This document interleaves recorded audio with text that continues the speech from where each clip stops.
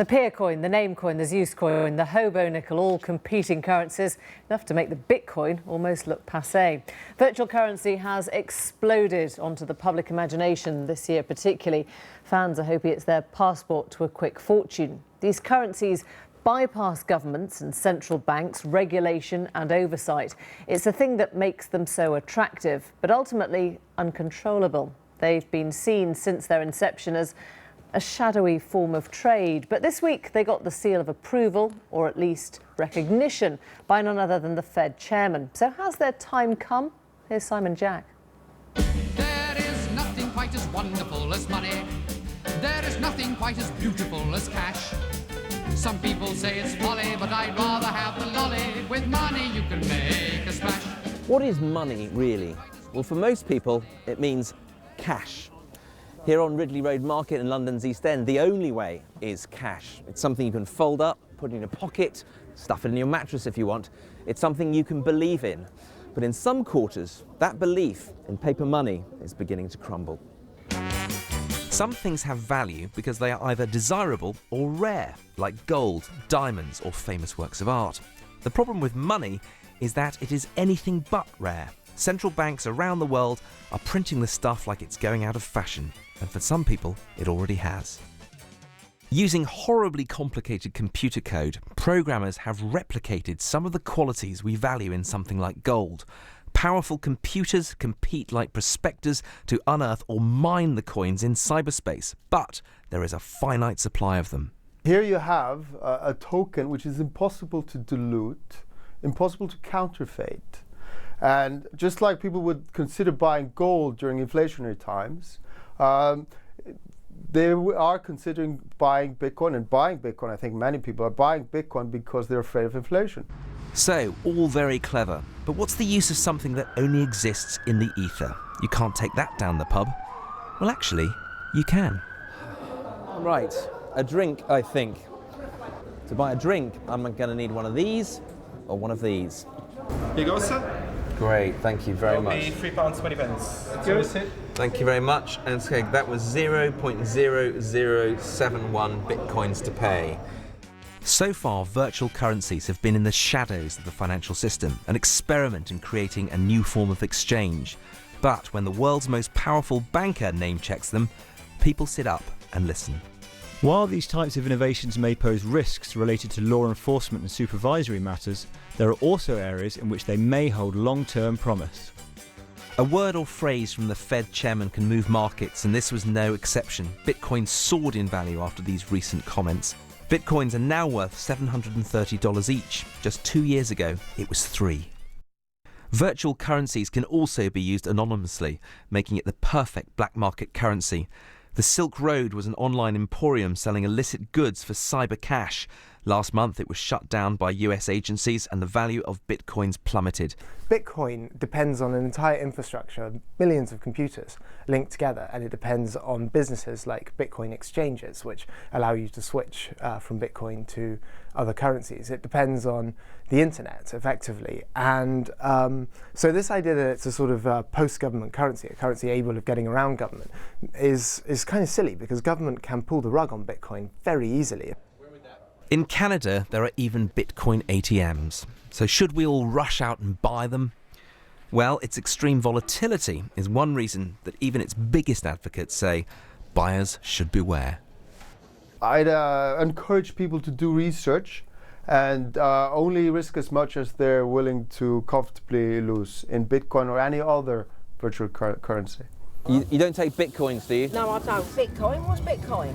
So you better keep a few readies on you. You may need them. Thank you very much. I'll take That was Simon Jack, and joining us now, the former broker Max Kaiser, now broadcaster, and Jeremy Cook, chief economist at World First Foreign Exchange. Gentlemen, welcome to you both. I wonder if, Max, you think this is the tipping point, that you get the Fed chairman name-checking it. Does it feel mainstream to you now? Well, first of all, I can tell you that Jeremy is sweating bullets, because the Bitcoin does everything his firm does, but faster and cheaper. It's already rivaling Western Union, the #1 money transfer in the world, eclipsing them in volume per day. So firms like Jeremy's now are in the crosshairs. He looks pretty calm to me. He's in denial. He's in denial, Emily. He's in denial. It's shock if it hasn't hit him yet. We've heard from Ben Bernanke talking about how he's acknowledged the Bitcoin, but the caveat that he put on the top of that was about law enforcement. It was about the safety of Bitcoins, the ability to be able to.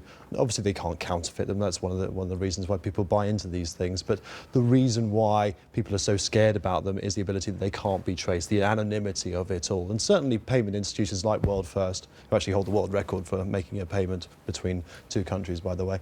But do you believe But not for speed and cost. It's much faster. There's $150 million was transferred today using Bitcoin for a fraction of a cost that no firm, including Jeremy's, would ever approach. So this is a real genuine threat to that industry, number one. Number two, you talked about counterfeiting. You can't counterfeit Bitcoin. That's a real problem with the British pound or the American dollar, is that they're being printed willy-nilly to solve lots of problems that politicians can't seem to solve, so they simply print money. Okay. People are panicked by what's happening in the banking and the central banks, and they're moving into something that they perceive as having a store of value. Full risks of them. Well, they're always talked up. The Bitcoin is always talked up by people who own it because they're speculating, right? Everyone talks their own book. The people use it every single day to transfer money all over the world. It has a primary purpose as a means of transferring money, number one. Number two, it's also a currency.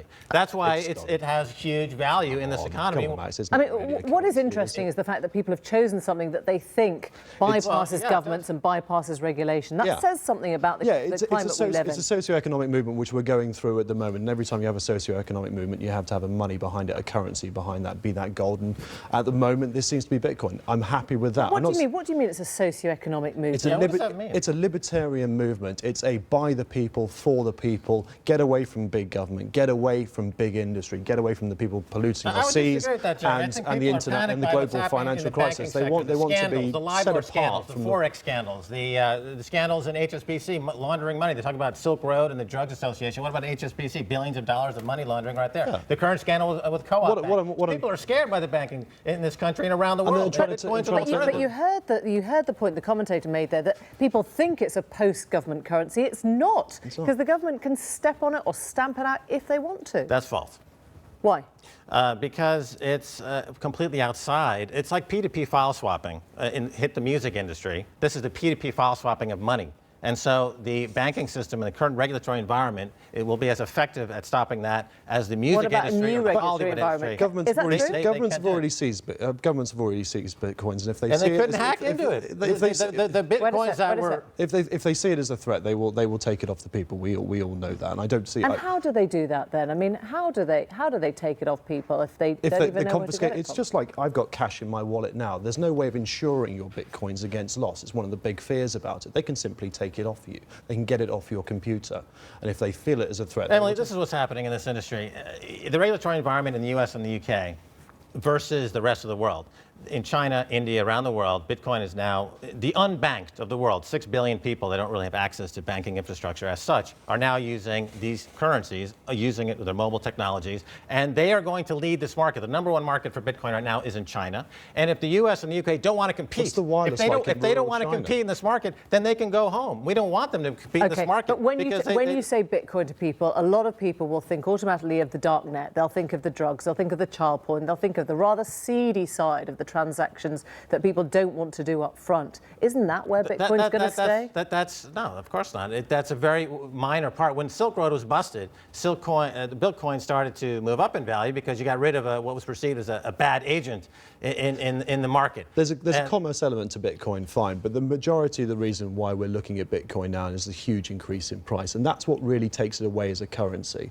If I owe you £200 and say Bitcoin's trading at £200, I can give you a Bitcoin and say, there's our £200 debt is paid. Tomorrow, the value of Bitcoin halves. I've got away with not actually paying you 100 quid. No, that's false. So the fact that it is doing so well is because it's so volatile. That's false. People can't use it as a medium of exchange. Bitcoin to any currency instantaneously, instant I mentioned conversion. all the other virtual money. There's no currency. Chaps, we haven't got long. 16% risk that we're seeing on a daily You make move. an instant transaction using a service like BitPay, for example, you take no currency risk. Okay, which not many people will take at the moment, right? much. No, it's a huge industry.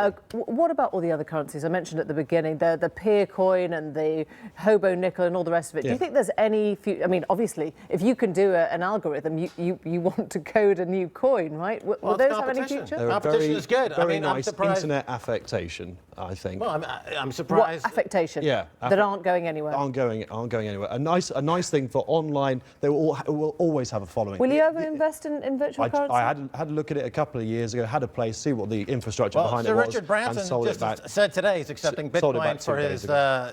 his interspatial flight new programs, and he's already booked a $250,000 seed with it. So people are accepting Bitcoin. There's 20,000 merchants that accept Bitcoin, and it's growing in popularity. One thing to do with your Bitcoin. Thanks very much indeed. Thank you both. Thank you.